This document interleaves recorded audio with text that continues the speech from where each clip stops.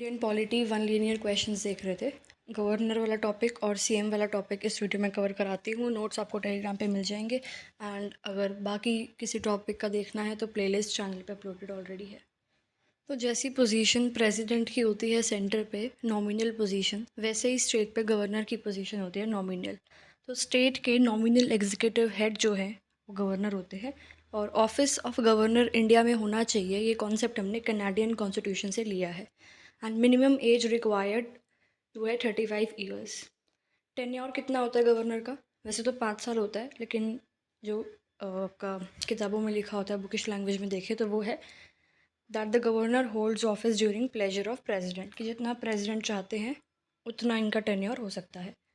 Governor shall not be a member of both houses of parliament और the member of legislative assembly और legislative council, ये ध्यान रखना। Oath कौन दिलवाता है इनको? Chief justice of the concerned high court. अगर हरियाणा के गवर्नर बना रहे हैं तो इनको हरियाणा का जो चीफ जस्टिस होंगे वो ऑथ दिलवाएंगे और रेजिग्नेशन ये देते हैं अपना प्रेसिडेंट को। इनसे रिलेटेड आर्टिकल्स अगर हम देखें तो आर्टिकल 153 के अंदर मेंशन्ड है कि स्टेट का एक गवर्नर होगा। 155 में है कि जो गवर्नर है उनको अपॉइंट करते हैं प्रेसिडेंट। 156 में term of the governor mentioned है। 157 में qualifications for appointment of governor की ये एलिजिबिलिटी क्राइटेरिया आप फुलफिल करते हो तो आप गवर्नर बन सकते हो। उसमें से मिनिमम एज क्या थी? 35। आर्टिकल 158 में conditions of governor's office. 159 article में ऑथ या अफर्मेशंस बाय गवर्नर। आर्टिकल 160 में discharge of functions of governor in certain contingency. Article 161 में power of governor to grant pardons. Article 163 में council of ministers to aid and advise governor. Article 200 में assent to bills by the governor. Pardon और assent का मतलब मैंने आपको समझाया था जब मैंने प्रेसिडेंट वाली वीडियो कराई थी, और ये बेसिकली एक रिवीजन पर्पस के लिए वीडियो है, तो आपको इसका मतलब पता होना चाहिए। तो कमेंट्स में मेरे को बता देना, नहीं पता तो आप वो वाली वीडियो देख सकते हो। बाकी डिटेल में मैं वीडियोज़ जो हैं इंडियन पॉलिटी की वो भी डालूंगी कुछ दिनों में।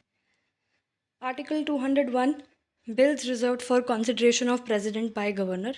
Article 213 ordinance making power by governor. Ordinance क्या होता है ये भी मेरे को कमेंट्स में बता देना। अब कुछ क्वेश्चंस देख लो। आर्टिकल 153 में क्या है कि a person can be appointed as the governor of 2 और मोर स्टेट्स। एक ही पर्सन को दो या दो से ज़्यादा स्टेट्स का गवर्नर बनाया जा सकता है and this was as per 7th constitutional amendment act 1956। Grounds on which president can remove governor, it is not specified in the constitution. Constitution में ऐसे कुछ ग्राउंड्स मेंशन नहीं है कि अगर ये कर दिया तो उनको हटा दिया जाएगा, ऐसा कुछ मेंशन नहीं है। आपकी स्टेट में जो है, जैसे पार्लियामेंट में होती है लोकसभा राज्यसभा, वैसे ही कुछ स्टेट्स में है आपकी लेजिस्लेटिव असेंबली। लेजिस्लेटिव असेंबली तो सारी स्टेट्स में ही है, कुछ स्टेट में लेजिस्लेटिव काउंसिल भी होती है। तो लेजिस्लेटिव काउंसिल कितनी स्टेट्स में है कमेंट्स में मेरे को बता देना। और लेजिस्लेटिव काउंसिल में 1/6 मेंबर्स जो हैं वो गवर्नर नॉमिनेट करते हैं।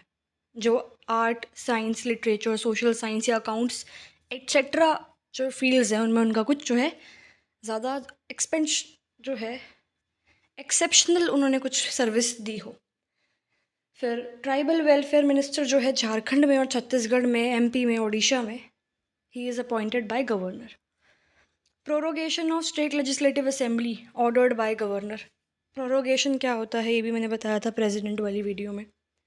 प्रेसिडेंट हो गया तो गवर्नर कवर हो जाएगा, प्राइम मिनिस्टर कवर हो गया तो सीएम के कवर हो जाएंगे questions.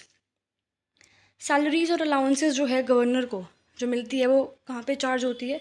On consolidated funds of the state. First women to become a governor Sarojini Naidu in UP.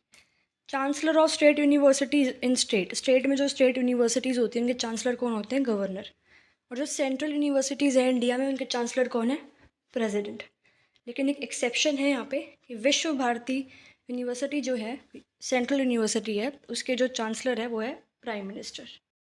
1947 से 1956 तक गवर्नर को राज प्रमुख बोला जाता था और अब उनको गवर्नर बोलते हैं।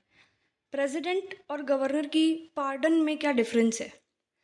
गवर्नर का जो पार्डन है, पहली बात बता दूं, ये आर्टिकल 161 में मेंशन्ड है और प्रेसिडेंट जो पार्डन देते हैं वो आर्टिकल 72 में है।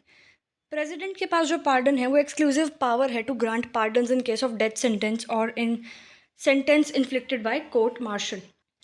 बेसिकली ये है कि अगर किसी को फांसी की सज़ा सुनाई जाती है तो जो प्रेसिडेंट है वो उसको माफ़ कर सकते हैं पूरी तरह से। इसको पार्डन कहते हैं, राइट, की सज़ा को माफ़ करना। तो जो ये एक्सक्लूसिव पावर्स है टू ग्रांट पार्डन्स, ये प्रेसिडेंट के पास है बट गवर्नर के पास नहीं है। चीफ मिनिस्टर देखते हैं। प्राइम मिनिस्टर जो हैं वो क्या होते हैं? Real executive head of the India. और real executive head of state कौन है? सीएम होते हैं।